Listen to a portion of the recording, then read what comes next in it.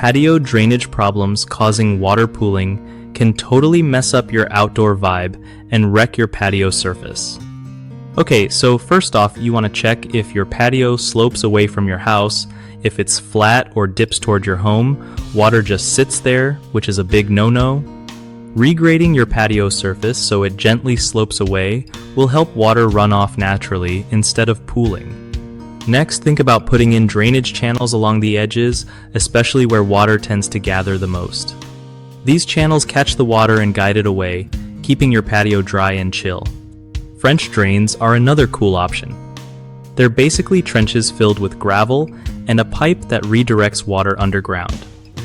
Installing one can be a game changer if you've got serious drainage issues. Don't forget to clear out your gutters and downspouts too, because clogged ones can dump extra water right where you don't want it.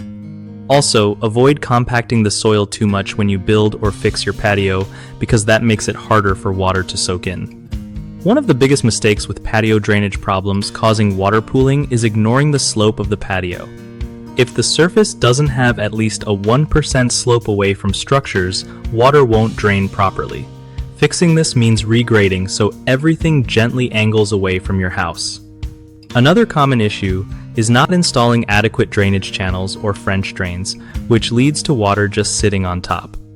Adding these systems helps redirect the water flow underground before it becomes a problem. Lastly, people often forget to maintain their gutters and downspouts, leading to overflow that dumps extra water onto the patio.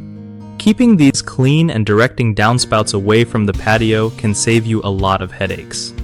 BigHomeProjects.com is awesome for finding trusted local contractors who really know their stuff when it comes to fixing patio drainage problems and other home projects. Plus, it helps contractors connect with homeowners looking for reliable work, making it a win-win for everyone.